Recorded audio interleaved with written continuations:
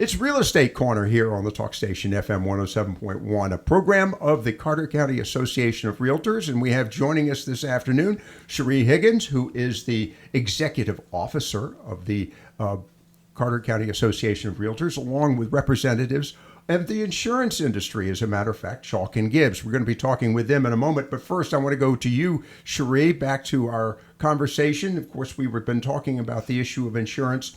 And I made mention of this a few moments ago about the fact that quite often in talking to home buyers, they often are looking at the cost of the home, possibly the location, maybe a few other items associated with maintenance of the home. But there are other issues like transportation, the cost of energy, how much it costs to, for example, to power the home, their energy costs, but also one of the other aspects, insurance. A lot of times homeowners don't think about the insurance as an initial aspect. Am I correct on that? That's right. That's correct. What is it that so that's one of the issues that a realtor brings up? They do. I think they find that a lot, where the buyers is forgetting about the homeowner's insurance costs, maybe where it's located, things of that nature. But like I said again, to our earlier podcast, why it's important to have a realtor to represent you and the buyer, so they can help you and guide that direction. So, associated with this, and by the way, I want to make mention of this, we're doing this on a regular basis with the Association of Realtors, the Real Estate Corner. Cherie, we have two representatives from Chalk and Gibbs, who themselves have just celebrated their 100th anniversary. Yes. Congratulations to Chalk and Gibbs, a family-owned business, 100 years, which is a rarity, not only for Carteret County, I would say arguably a rarity for North Carolina.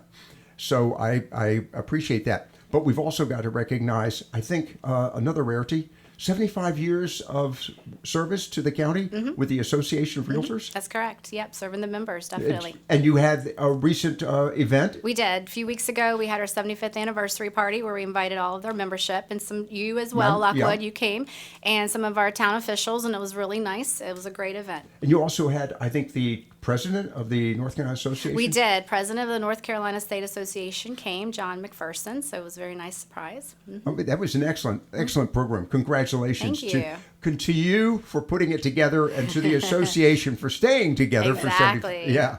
All right. 100 years of service in the county, and that is Chalk and Gibbs. And we have joining us this afternoon, Marion Brooks. And Marion, at the opening, we were talking, you are a producer. Is that the right term? Yes. Well, risk advisor is probably more accurate. Okay. But producer they're interchangeable. Wait, when you say risk producer, Risk advisor. What does a risk advisor do? So I meet with the clients and we discuss what their insurance needs are. And that goes from homeowners to auto, jewelry, fine art, wind, flood, excess wind. There are a lot of moving pieces to the homeowner's coverage. Good point. All right. And we have also joining us this afternoon, again, Carly Brown. Carly, you are an agent. Now, what is your capacity there at Chalk and Gibbs? So I'm the account manager. Okay. I service the account on a daily basis for any changes or any needs that the insured has. Mm-hmm. Okay. Now, when you're talking to the customer, you're looking at a lot of the information that I guess comes to you from Marion. I'll get it out here in a moment. I want to say Morgan. Marion, is that right? Yes. Correct. Okay. What do you do in that process? How do you go about this once you get that information from Marion and I'm calling you and talking to you and I'm making a change? Are you making adjustments in rates and things of this nature? It depends on what the change is. So if you want to, let's say you want to increase your coverage to make sure you're adequately insured, yes, we go in and we do replacement cost estimators to make that change. Okay. All right. You're talking to the customer more often than you, Marion. How does that relationship work? Yes. I would say that the account manager has more day-to-day conversations and interactions with the clients. Okay. Whereas I am out meeting with clients, calling on clients, meet with clients in my office to review their existing coverages that I may have written for them the previous year. Okay. Because things change. When they bought the house, maybe it was secondary, and they've since retired, and they didn't think to let us know that the occupancy of the home had changed. Perhaps they sold their home in Chapel Hill. This was always their secondary beach vacation home, and now it's their primary residence. So that opens up other markets where we can quote and write that coverage. Some carriers will write rental property, others will not. It's a very carrier specific. Oh, really? Yes. Okay. You bring up a very interesting aspect of this. Permanent versus secondary. There's a difference in insurance policies for that? There is. Some companies will allow the home to be primary and secondary, and they don't have a problem with that. Other carriers don't want to write the secondary. They may not want to write it because it's at the beach.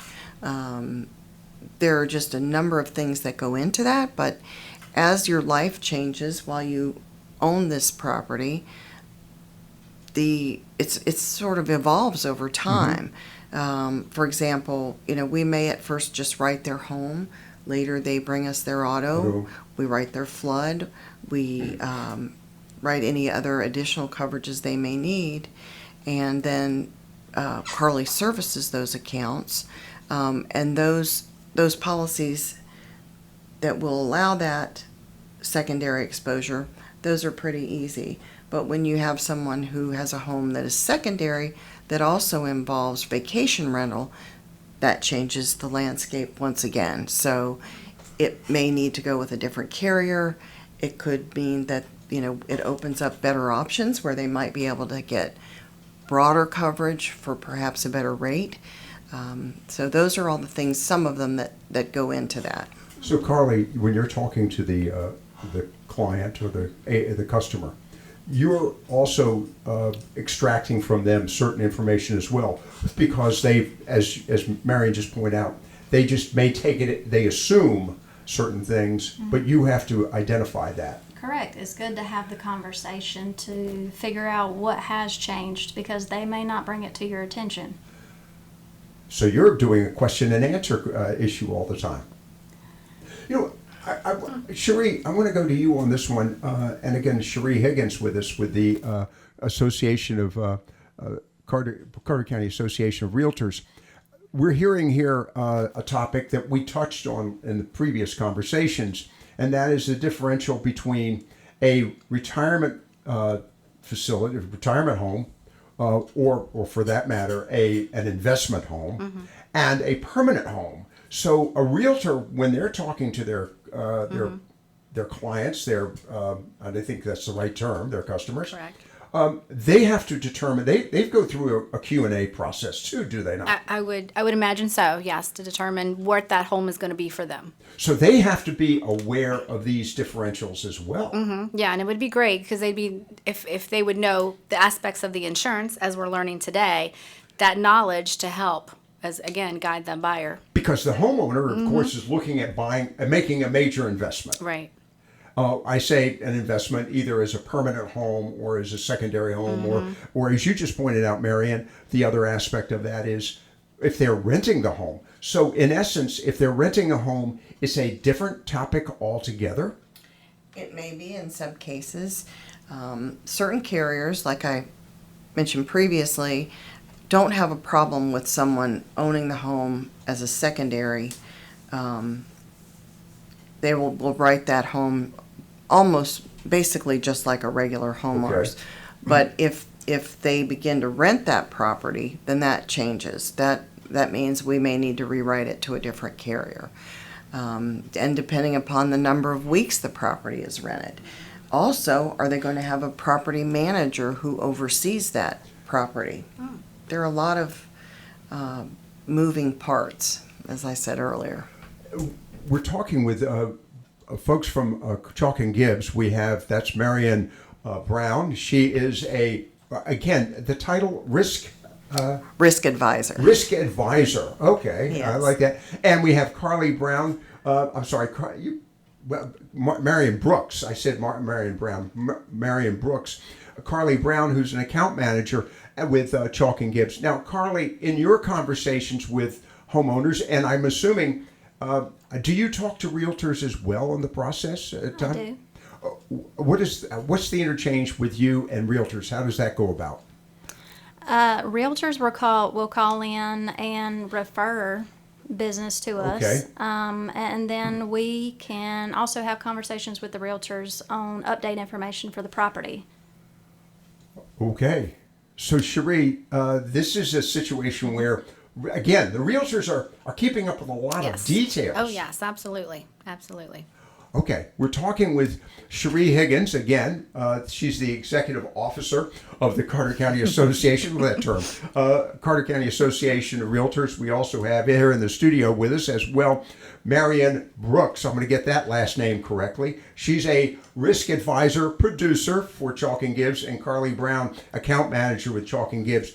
Before we wrap things up here on this segment about the issue of insurance, one of the things I'm curious about, Marion, and that is in the process of, researching possible carriers. How do you go about doing that? If I have a piece of real estate and I'm moving here, do you look at the location of the real estate, be it beachfront versus inland, condominium versus single family home? How do you go about doing that? Well, we have an application that we use, or a questionnaire, and we begin the conversation with the client, asking them about the home, how they intend to use the home. Do they plan to rent it? Is it going to be secondary? Is it going to be primary? And if they're going to rent it, do they have a property manager? And we go through this checklist of questions. When we ultimately get to the details, the specifics about the home. This is not something that takes a couple of minutes. It is not. Okay, continue on. I apologize. No. So part of that conversation is finding out about the age of the home, the structure of the home, and all of the equipment that operates that residence. So, for example, the HVAC system, the hot water heater. We need to know how old the roof is. We need to know if there are flood vents, and we have to have that conversation. So, Okay, what is a flood vent? So if you own a home that is in a flood zone, or even if it's not in a flood zone and you choose to carry flood insurance, you need to have breakaway walls in a home when it's in a flood zone.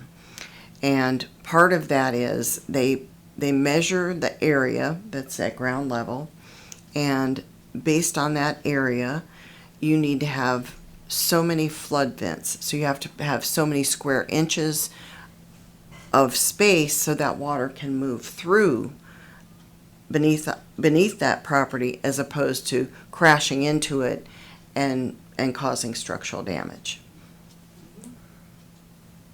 And I thought, Cherie, that buying a house was a simple thing. Simple thing, no. Not around here. All right, so you're going through this checklist. Yes. Cherie, the fact that we've got this kind of detail involved in this, I'm wondering, again, in realtors, if I'm buying a home, I need somebody who's going to walk me through the process. Mm-hmm. That's what a realtor is going to do, right? Mm-hmm. Yeah, definitely. Yeah. So they're going to set me up with a conversation. They're going to refer. Of course, they stay into their lane of knowledge, understood. of course. But yes. But they know to say, okay, you need to talk to, for example, Carly. Carly, are you the first contact in some instances? In some. Okay, as opposed to Marion.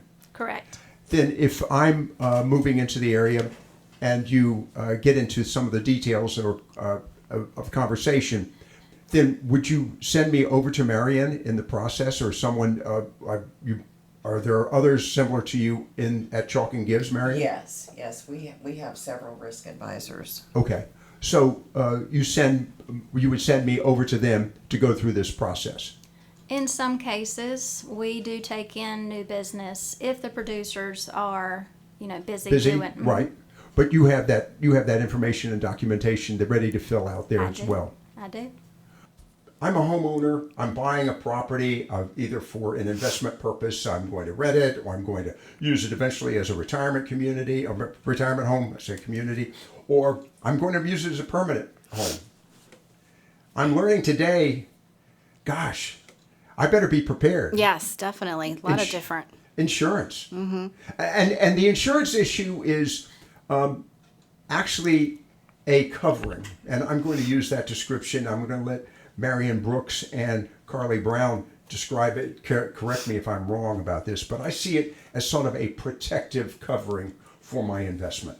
And I'm seeing you, Marion, shaking your head. So you agree with that idea? Absolutely. So Absolutely. you're a risk advisor. Yes. So I've taken a risk. I bought some real estate, and I'm protecting my risk. Yes, you are. Absolutely. You want to protect your assets. I mean, your home is probably your largest investment. No question about it. So you want to make sure that you have adequate coverage and you have the right coverage. The right coverage. I mean, there's one thing to say, oh, I've got $2 million worth of coverage. But then again, if it's the wrong coverage, it's $2 million down the drain, right? Absolutely. Yes. All right, now I'm talking to Carly, who's an agent who I would be talking to probably right out of the gate. All right, Carly, let's talk about that. How do you know what coverage I'm going to need? You're going through a Q&A with me. What am I supposed to do? I'm going to have the conversation with you to find out how your property needs to be written. Okay. Meaning what coverages I'm going to need? Correct. Whether you need, you're going to need homeowner coverage, wind hail coverage, flood coverage, and the coverage amounts on those policies need to adequately insure the property. Okay, let's talk about that. What is my level of coverage? Do I cover it 100%, 120%, or can I cover it under 100%? You do not need to cover under 100%. Always 100%. Okay. How about over? You can do 125%. Because there's the assumption, and let me go to you on this one, Cherie. Because of the growth of the county and also the cost of construction, and I mean we're seeing that right now in real estate. Yes, definitely. Okay, to you on that one, Marion, and again, Marion Brooks with us, a risk advisor. I better be prepared. I bought the house in January. We could have a major economic change in June.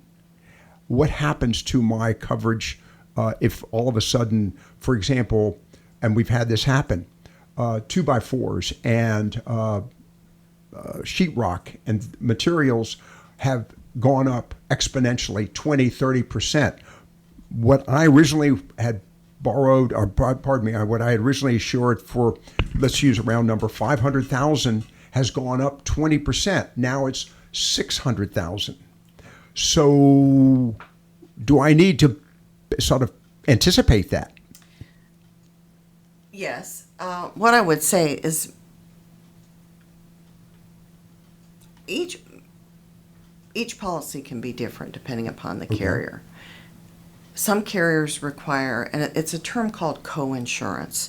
And what that is you're agreeing with the carrier that you're going to maintain a minimum percentage of the value of the property. Okay. So let's say your $500,000 home went up 20%. Each year when your renewal comes in, we're looking at those things. We also, many of the policies have what's called an inflation guard endorsement, which automatically increases your limit of coverage each year at renewal to keep up with inflation. But as you mentioned, cost of materials, building supplies are escalating beyond what it would have been a year ago to replace that home.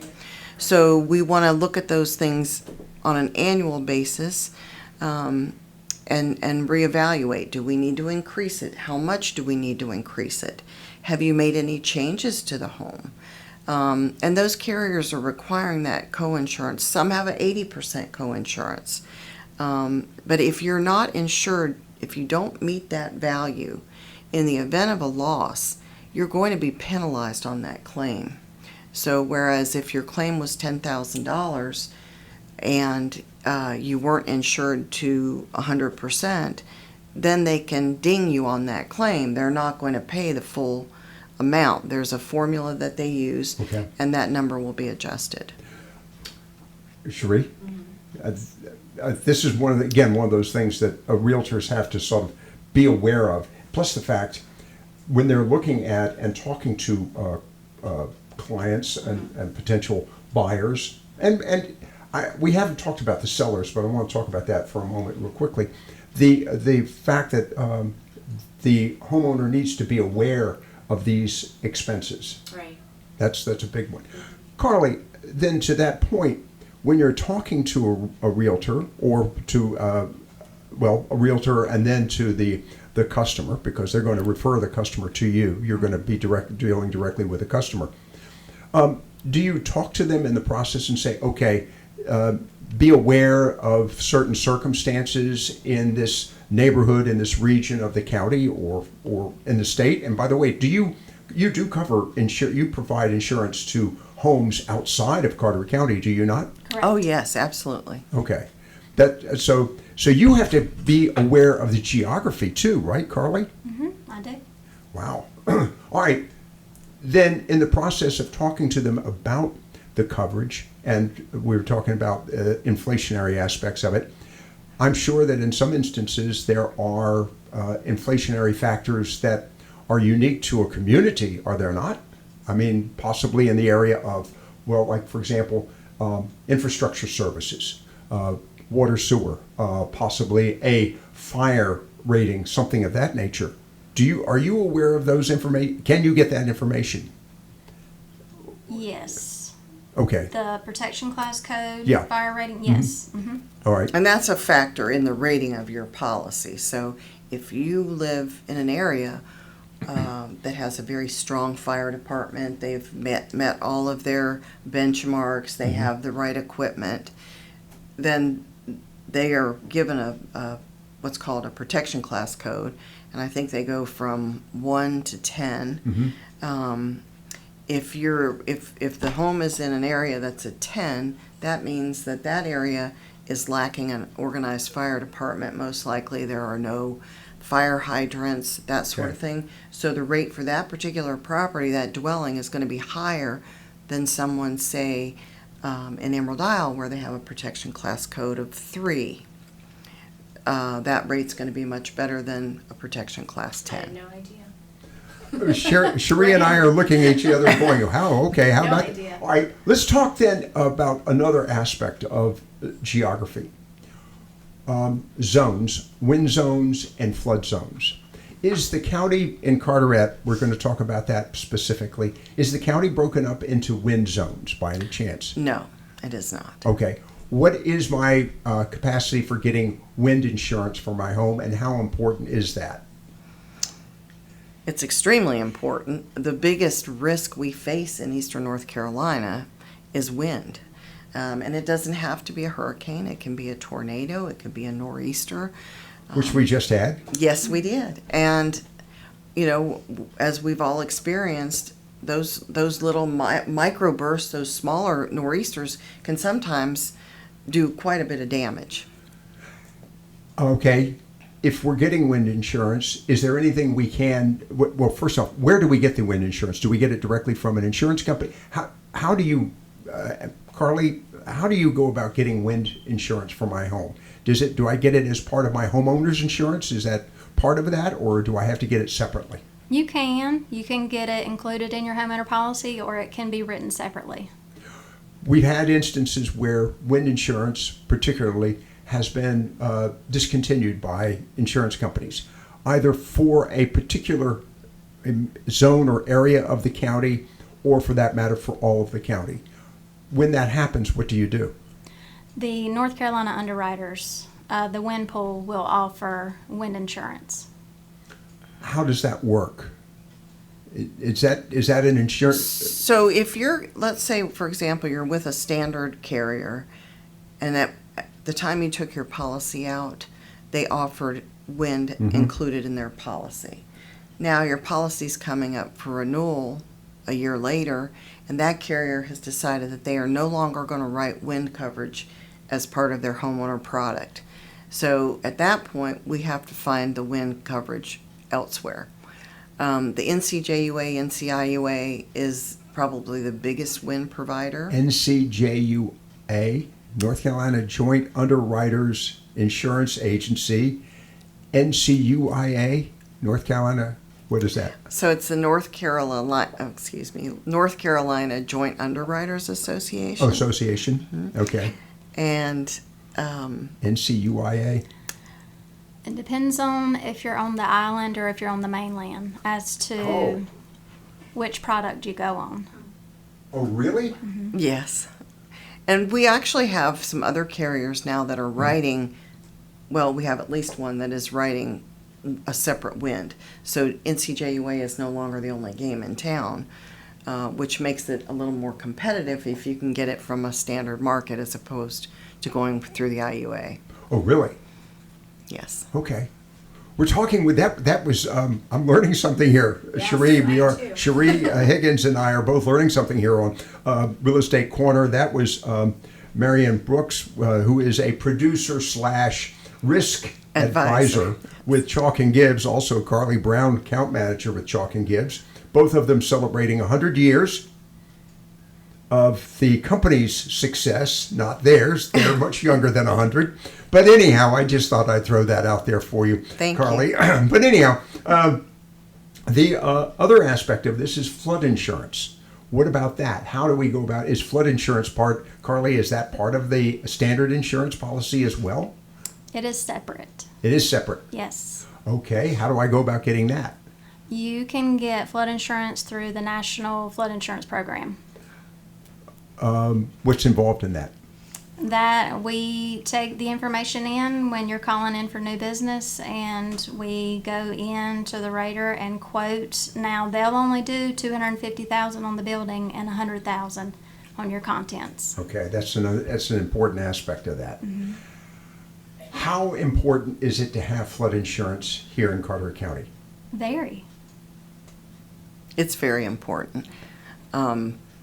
If it rains where you live in a flood zone.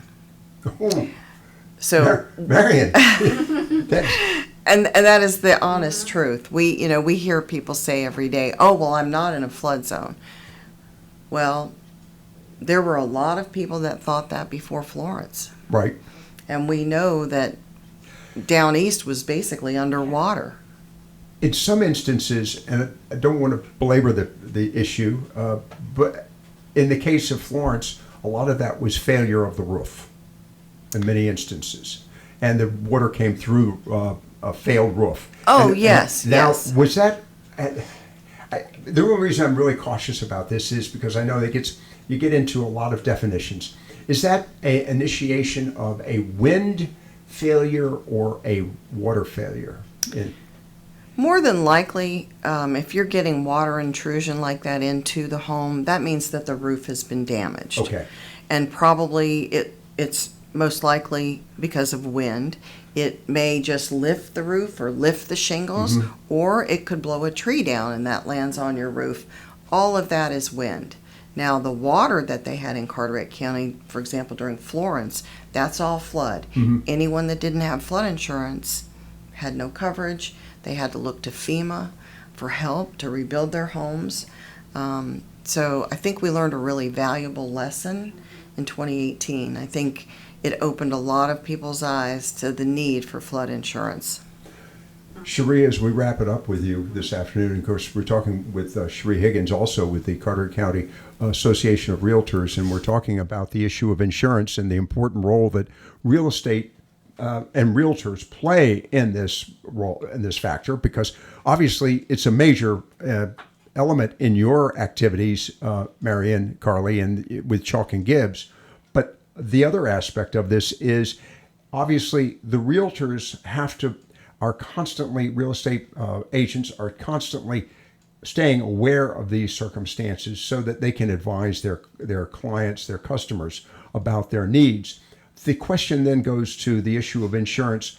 Obviously, when folks are looking at a home or an investment of this nature, and could be even a business, one of those topics has to be insurance, based on what we've been talking about here this afternoon. It does, and I know a lot of it is the major question: do I need flood insurance, or is this in a flood zone? And hopefully, the realtors are out there guiding them to have the consumer find out on their own, not answering for them yes or no.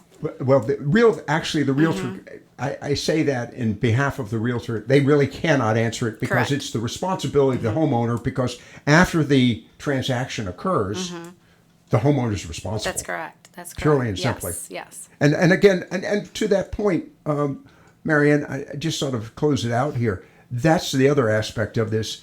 In your risk analysis, you're also talking to the homeowners, because their risks are going to change over a period of time, are they not?